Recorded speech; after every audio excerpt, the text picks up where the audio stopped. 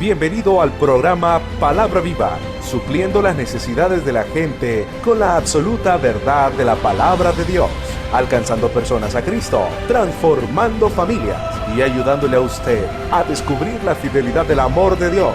Quédese con nosotros y escuche el mensaje en la voz del pastor Elvis Pérez.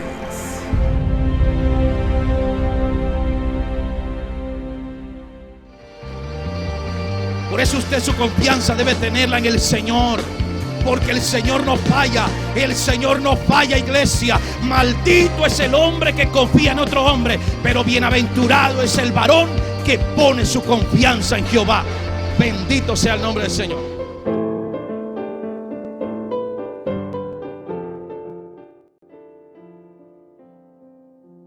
Y vamos hoy a hablar acerca, hermanos, de la fe. Que no te falte la fe.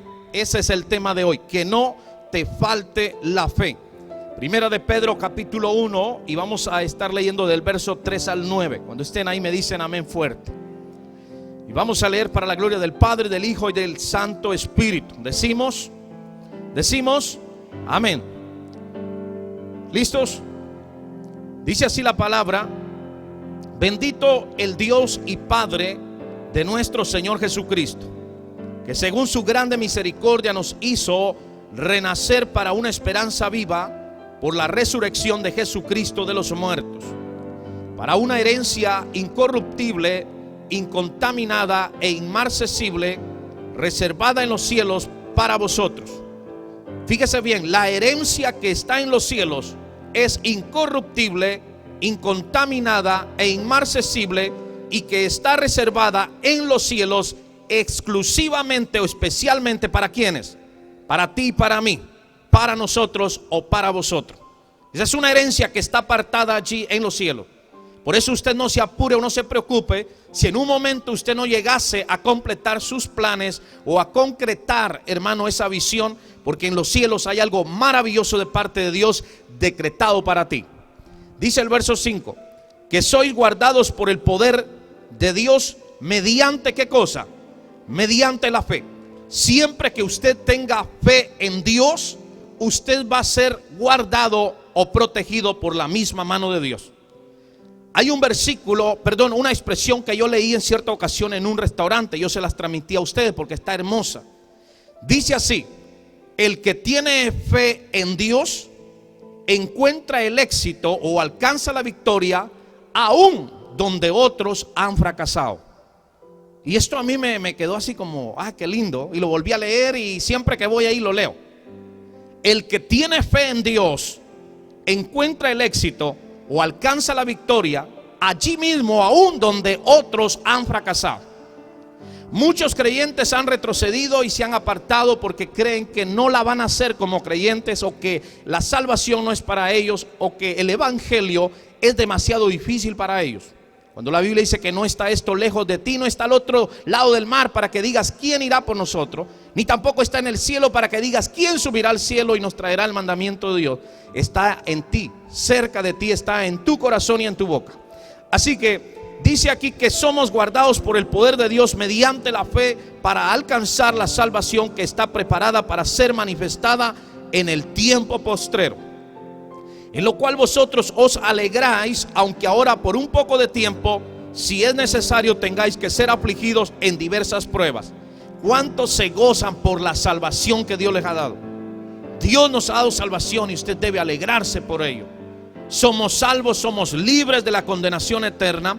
Dice el verso 7, para que sometida a prueba, dice, vuestra fe, fíjese bien, para que sometida a vuestra, dice, a prueba vuestra fe, mucho más preciosa que el oro, el cual aunque perecedero se prueba con fuego, sea hallada en alabanza, gloria y honra cuando sea manifestado Jesucristo, a quien amáis sin haberle visto. ¿Cuántos dicen amén?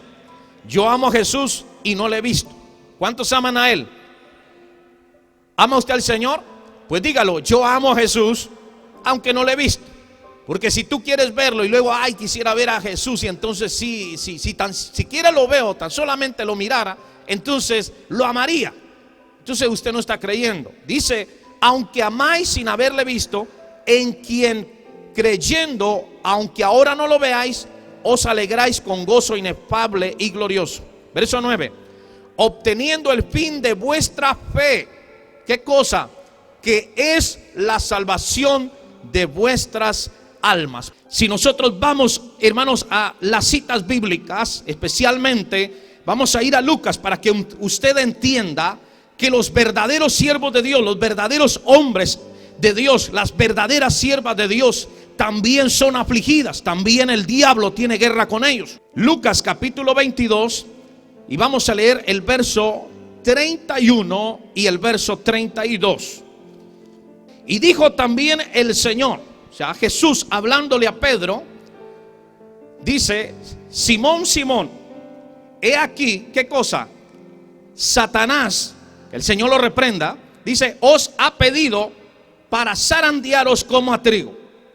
Jesús le está diciendo a Pedro: Satanás los ha pedido, o te ha pedido a ti, para zarandearlos como a trigo. El verso 32 dice: pero yo he rogado por ti que tu fe no falte, y una vez vuelto confirma a tus hermanos. Que el diablo los ha pedido para zarandearos o sacudirlos como a trigo. Y yo he pedido que tus finanzas, para aquellos que solo hablan de finanzas, yo he pedido que tus finanzas no falten. ¿Verdad que no le dijo así? Porque, hermanos, nada puede prevalecer en una situación difícil como esta, sino solamente la fe. Porque la Biblia me dice a mí en Primera de Juan, allá en el capítulo 5, si no me equivoco, en el verso 4, donde dice: y esto es lo que vence al mundo. Una sola cosa es lo que vence al mundo.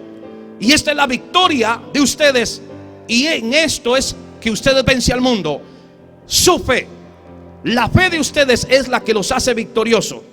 Pero déjeme ir a esa cita. Pero antes de esto dice: dijo también el Señor: Simón, Simón, he aquí Satanás os ha pedido para zarandearos como a trigo.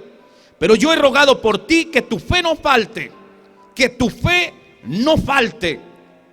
Porque si una de las cosas, hermanos, que al creyente le falta, o empieza el creyente, hermanos, a debilitarse frente a un problema, es la fe. Ya no quiere creer que Dios es poderoso y que tiene el poder para cambiar esa situación, que tiene el poder para sacarlo del problema si está en problemas. Y el creyente le cuesta creer cuando está en una dificultad que Dios es poderoso para sacarlo de una enfermedad si está enfermo, que Dios es poderoso para sacarlo de una situación si está preso en esa situación. Es la fe lo que falta. Lo primero que le viene a la mente es: hasta aquí llegué. Abandonar los caminos de Dios, irse de la iglesia, alejarse totalmente de lo que es la bendición del Señor. Y es un problema mayor aún si usted se le ocurre hacer esto cuando usted tiene problemas o frecuenta problemas. Primera de Juan capítulo 5, en el verso 4, dice ahí: porque todo lo que es nacido de Dios vence al mundo. Y esta es la victoria que ha vencido al mundo. ¿Qué cosa? Nuestra fe. Nuestra fe es la que nos hace permanecer victoriosos frente a un mundo lleno de tanta maldad. ¿Se acuerda usted que se corrompió Sodoma y Gomorra? Pero había un justo, el cual su confianza la tenía en Dios, que sabía perfectamente que Dios castigaba la maldad. Y esa es la fe que nosotros debemos tener. Ahora bien, en algunos de ustedes quizás en esta vida, porque no le puedo decir en la otra vida van a sufrir, porque estaría siendo antibíblico y les estaría dando palabras que, hermanos, están fuera de base o de contexto bíblico. En este mundo Jesús dijo que tendríamos aflicción, ¿cierto o no? Él dijo: en el mundo tendréis aflicción. Y eso lo dice en San Juan capítulo 16, en el verso 33, si no me equivoco. En el mundo ustedes tendrán aflicción, pero confíen. La Reina Valera dice: confíen, yo he vencido al mundo. La versión actual dice: anímense, yo he derrotado al mundo. Y en la Biblia, hermanos, Kadosh dice: sean valientes, yo he conquistado al mundo. Jesús está declarando que venció, que conquistó y que Él triunfó sobre el mundo, y que nosotros debemos tener fe en Él, debemos tener esa confianza en Él. ¿Cuántos dicen amén? Usted declare: mi confianza está en el Señor. Usted declárelo, hermano. Usted tiene que, porque la Biblia dice que en nuestra boca está el poder de la vida o de la muerte. usted solo se ata, usted solo se bendice. Por eso nosotros debemos tener cuidado con las palabras que hablamos. Cuando, hermanos, hablamos contra nuestros hijos, cuando hablamos contra nuestra pareja, cuando hablamos contra nuestra familia, cuando aún hablamos contra el mismo prójimo, contra la iglesia. Por eso allá el Señor en Isaías dice: ¿de qué sirve que ustedes ayunen? No me refiero a los que ayunaron hoy, me refiero a la porción que Isaías dice: ¿de qué sirve que ustedes ayunen? Les dijo Dios, si en el día del ayuno ustedes buscan sus propios gustos, sus propios provechos. Hay un sacrificio el cual yo he escogido, porque dice el Señor: este es sacrificio para ustedes, no para mí. Porque a veces nos cuesta. Recuerde que un sacrificio es algo que nos cuesta. Y muchas veces a nosotros un sacrificio puede ser algo que nos cuesta. Dejar de hablar de las personas es hacer un sacrificio. ¿Cuántos dicen amén? Si usted ve que de repente, hermano, es fácil hablar de los demás, y hermano, la lengua se prepara y la boca se abre, aunque habíamos orado decir: Señor, este año ya no quiero hablar mal de nadie, quiero consagrarme. Aún Pablo se da cuenta de este problema y dice: lo que yo no quiero hacer, eso resulto haciendo, y lo que me propongo hacer, no lo hago. Miserable de mí. Es lo que Pablo dice. Dice él, pero doy gracias a Cristo que Él me puede librar de este cuerpo de pecado, este cuerpo mortal. Y en realidad ninguno de nosotros por sí solo puede, hermanos, llenarse y llegar a ser, hermanos, una persona perfecta en los caminos de Dios, si no es en Cristo Jesús. Cristo es el que nos ayuda. Dice que el Espíritu nos ayuda en nuestras debilidades. La Biblia dice que Cristo es nuestro abogado, nuestro intercesor. Dice que, hermano, el Señor lo hace todo a fin de que nosotros, hermanos, estemos bien delante de Dios. Es más, dice que Él a la iglesia la amó y la perfeccionó a fin de presentarla una iglesia santa, limpia, pura delante del Padre. Él vino en rescate por ti y por mí, y dejó su preciosa sangre en este mundo por ti y por mí. Y esa sangre nos limpia de todo pecado, a fin de que nosotros creamos que la sangre de Jesús nos limpia siempre, para que tengamos fe en ella y para que podamos, hermano, estar en aquel día delante del Padre. Cristo estará allí. Estará, le puedo decir, orgulloso el Señor, saber que el sacrificio que Él hizo, que esa sangre que derramó, porque la Biblia dice: y mirará el fruto de su aflicción y se gozará su alma. ¿Por qué? Porque aunque Cristo vino a morir en la cruz del Calvario por nuestros pecados, aunque, hermanos, muchos están hoy descifrando y dando a entender de una forma distinta la muerte de Cristo, no nos importa. La Biblia dice aquí, y importa lo que la Biblia dice, que Cristo murió por nosotros los pecadores, que su sangre fue derramada para limpiarte a ti y limpiarme a mí de toda maldad. Eso es lo que importa. Dijo un judío una vez cuando se le preguntó: oh, siendo tú judío, siendo nativo, más bien siendo de la misma descendencia de nuestro Señor Jesucristo, te has de sentir sumamente orgulloso. ¿Y cuál fue la respuesta? Y dijo: de ese bastardo ustedes no me hablen. Un judío, nativo judío, expresarse de ese Cristo que tú y yo adoramos de esa forma. ¡Qué tremendo! Jesús lo dijo: porque no hay deshonra sino de lo de su misma casa. ¿Sabe usted que una vez más, hermano, es comprobado que los que te ponen el pie a veces no son los de allá afuera? Los que te ponen el pie muchas veces son los de la propia casa. A su nombre. Los que te ahorcan, los que a veces quieren llevarte al suelo, al piso, los que quieren desgraciar tu vida, es la propia familia.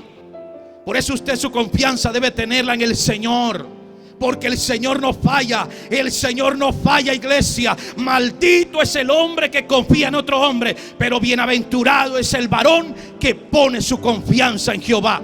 Bendito sea el nombre del Señor. Así que la fe es importante y no puede faltar. No puede faltar en tu vida.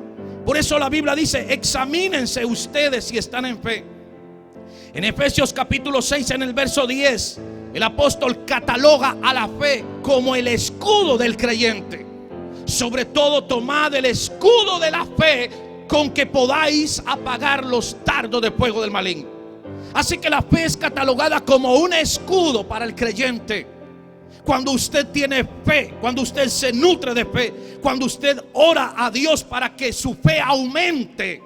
Porque la fe, dice que Dios ha dado una medida de fe a cada uno, pero la Biblia también a mí me da a entender que la fe crece. Eso es lo que la Biblia dice, que la fe crece.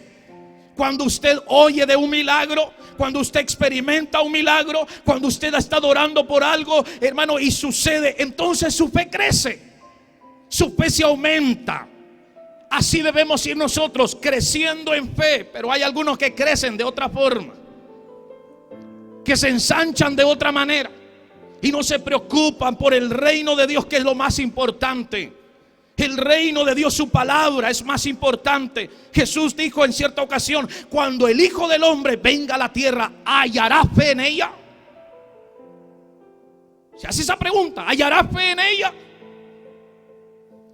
Por eso dice: examinaos a vosotros mismos si estáis en fe. Examinaos a vosotros mismos si estáis en fe.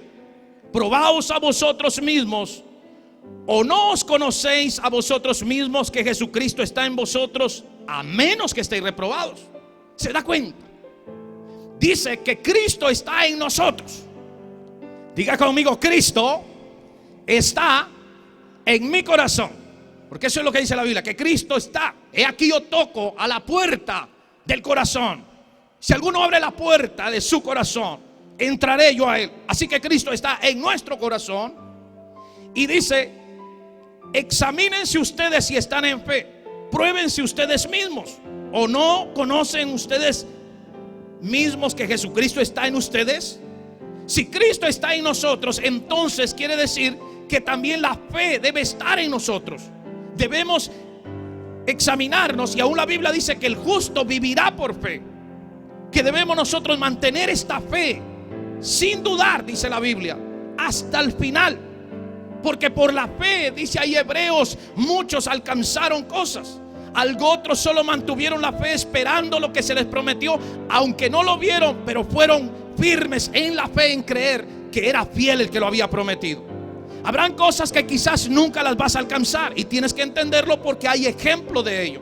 Y yo quiero llevarlos a ustedes a una historia que en esta mañana yo me deleitaba y me impresionaba tanto. He leído tantas veces y está en Daniel. Vamos a ir al libro de Daniel. Vamos a ir al capítulo 2 de Daniel. Ahí en el capítulo 2 de Daniel, vaya ahí, esténse ahí tantito en el capítulo 2 de Daniel. Y del capítulo 2 al capítulo 5, véame tantito por favor. En el capítulo 2 al capítulo 5 de Daniel, Daniel, hermanos, enfrenta dos pruebas. Es más, son tres pruebas que le vienen a Daniel. La prueba número 1 es cuando en el capítulo 2, sin él tenerlo en mente, porque hay veces, hermanos, que nosotros ni en mente tenemos que va a suceder a veces un problema. ¿Verdad que usted no tiene en mente? Algunos tenemos alguna intuición, algún sentir. Algunos dicen: ay, me picó el corazón, ¿qué le irá a pasar a mi pariente? Yo no sé si hay alguno de aquí, pero allá en mi país hay tanta gente, hermanos, le puedo decir, metida en tantas cosas, que si el fuego, a veces ha visto que el fuego hace un ruido, y es que si el fuego hace un ruido cuando está, ay, ¿quién se va a morir? ¿Pero por qué? Es que el fuego está haciendo ruido, y eso es señal que alguien se va a morir. Y entonces eso es transmitido. Y yo también, ya cuando a veces, hermanos, nos mandaban a quemar allá los, le llaman rastrojos, cuando se cosecha la milpa y se va a sembrar otra vez milpa, entonces queda ahí toda la caña y toda la brosa. Entonces nos mandaban a quemar la brosa. Y ahí quemando la brosa, pues olvídese, hermano, la brosa hace un montón de ruido. Y decíamos: pero ¿quién se va a morir? Oye el fuego, y se levantaban de repente las llamas grandes. Y ahí vamos nosotros en esa costumbre. Así hay mucha gente, y yendo solo por costumbres, creen o sirven a dioses que no tienen base, que hermanos, que no tienen nada que ver con la salvación. Pero nosotros tenemos la palabra de Dios, la cual, hermano, hacemos bien, dice, en estar atentos. Así que cuando vamos al libro de Daniel, encontramos allí tres pruebas que este hombre le vienen. La prueba número 1 está en el capítulo 2 de Daniel. En el libro de Daniel, en el capítulo 2, dice en el verso primero, leamos el verso primero, sígame conmigo por favor. En el segundo año del reinado de Nabucodonosor, tuvo Nabucodonosor, dice, sueños, y se perturbó su espíritu y se le fue el sueño. hizo llamar el rey ¿a quiénes? A magos, astrólogos, encantadores y caldeos para que le explicasen sus sueños. Vinieron pues y se presentaron delante del rey. Verso 3. Y el rey les dijo: he tenido un sueño y mi espíritu se ha turbado por saber el sueño. Entonces hablaron los caldeos al rey en lengua aramea: rey, para siempre vive. Di el sueño a tus siervos y te mostraremos la interpretación. Respondió el rey y dijo a los caldeos: el asunto lo olvidé. Si no me mostráis el sueño y su interpretación, seréis hechos, ¿qué cosa? Pedazos. Hermano, este era un sueño, hermano, porque aquí el rey está enojado y está hablando de muerte, está rabioso. Creo que ahí un demonio de rabia vino y le puso, ¿verdad? Y ya. No, aquí el Señor tiene un propósito detrás de todo esto. ¿A dónde lo quiero llevar? Sígame por favor, dice aquí. Y si me mostrareis el sueño, el verso 6, y si me mostrareis el sueño y su interpretación, recibiréis de mí dones, favores, gran honra. Decidme pues el sueño y su interpretación. Verso 7 dice: respondieron por segunda vez y dijeron: diga el rey el sueño a sus siervos y le mostraremos la interpretación. El verso 8: y el rey respondió y dijo: yo conozco ciertamente que vosotros ponéis dilaciones para ver, dice, porque veis que el asunto se me ha ido. Si no me mostráis el sueño, una sola sentencia hay para vosotros. Ciertamente, dice, preparáis respuesta mentirosa y perversa que decir delante de mí. Entre tanto que pasa el tiempo, decidme pues el sueño para que yo sepa que me podéis dar, su interpretación. Los caldeos, el verso 10, los caldeos respondieron delante del rey y dijeron: no hay hombre sobre la tierra que pueda declarar el asunto al rey. Además de esto, ningún rey, príncipe ni señor preguntó cosa semejante a ningún mago, ni astrólogo, ni caldeo. El rey Nabucodonosor estaba rodeado de toda esta, hermanos, gama de diablos, porque los demonios se mueven allí. En todos esos que practican adivinación y espiritismo, brujería, hechicería, santería, masonería, ¿qué le puedo decir yo? Todo lo oculto es el diablo que tiene que ver allí en figuras, muñecos, estatuas, imágenes. Nuestro Dios es espíritu y no necesita de nada para que nosotros lo adoremos y le alabemos y creamos que Él es real y que tiene poder. Así que, mire, ¿a dónde lo quiero llevar? Es aquí. Primera prueba que Daniel se le presenta sin él tener en mente que esto iba a acontecer. En el verso 12 dice: porque el asunto que el rey demanda, le dicen los caldeos y los magos, es difícil, y no hay quien lo pueda declarar al rey, salvo los dioses cuya morada no está con la carne. Ok, esos dioses se refería, hermano, a los espíritus malignos. Ellos se referían a los espíritus malignos, ok. Pero aquí dice el verso 12: por esto, léalo conmigo, por esto el rey con ira y con gran enojo mandó que matasen a todos los sabios de Babilonia, y se publicó el edicto de que los sabios fueran llevados a la muerte. Y buscaron a Daniel y a sus compañeros para invitarlos a un café. Esa es mi versión. ¿Qué dice? Y buscaron a Daniel y a sus compañeros, hermanos, hermanas, amigos, señores presentes. Los buscaron, dice mi Biblia, no sé si lo dice su Biblia, para matarlos. ¿Qué culpa tenía Daniel? ¿Qué culpa tiene el cristianismo en el día de hoy? Pero ya somos la piedra en el zapato ante miles de religiones, especialmente los musulmanes. Dice que todo creyente debe ser raído o borrado de la faz de la tierra. Ningún daño hacemos a la sociedad, sino que a través de Cristo o por Cristo y su Santo Espíritu proclamamos un evangelio que realmente sí sana, sí restaura y sí trae vida y bendición al ser humano. Y eso está comprobado no por sus vidas, por mi propia vida. Yo vivía en una desgracia.